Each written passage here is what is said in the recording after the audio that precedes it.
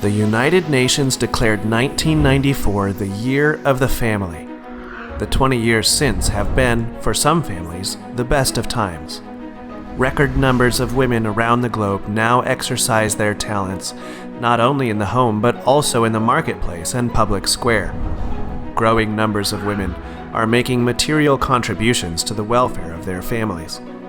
Women have also seen their educational fortunes rise, as gender disparities in education have sharply fallen.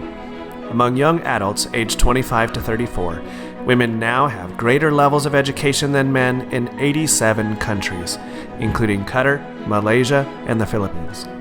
The education of mothers is a vital factor in ensuring that their children, and especially their daughters, reach their potential. Men have also seen positive changes. An ethic of engaged fatherhood is taking root.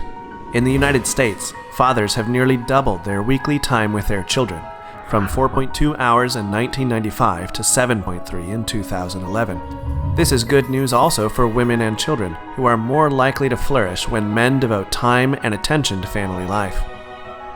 Perhaps the best news for families around the world is that global poverty has fallen by a staggering amount of over 50% since 1990.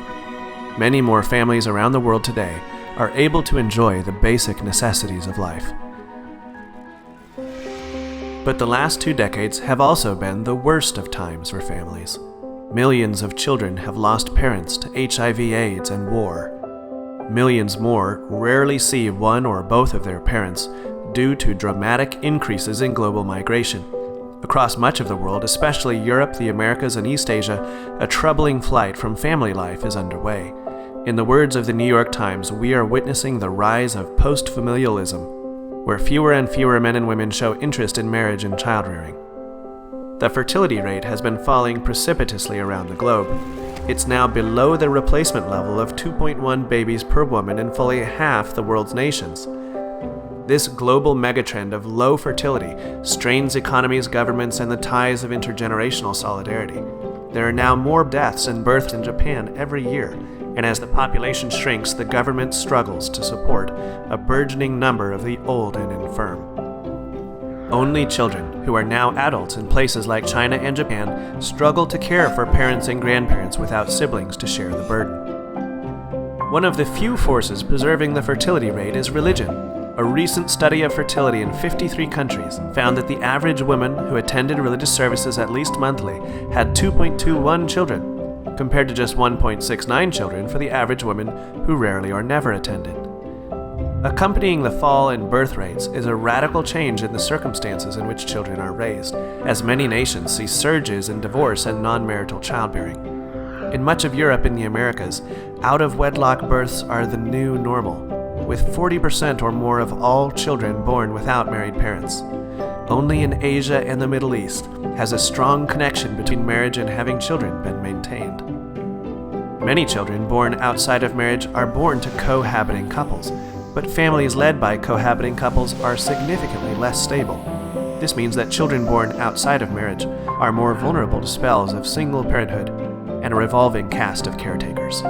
Indeed, data from the World Family Map indicate that more than 20% of kids in much of Africa, the Americas, and Western Europe live in homes without two parents.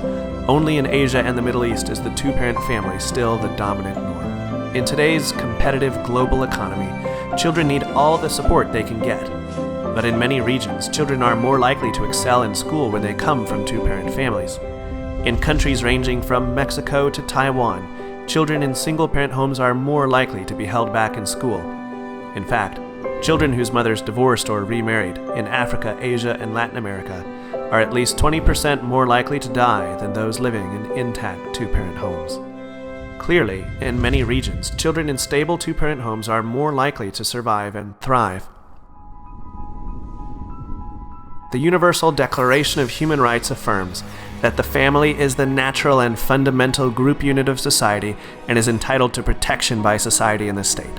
Healthy families are the building blocks of healthy societies.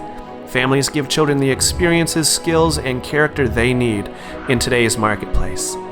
Simply put, families matter.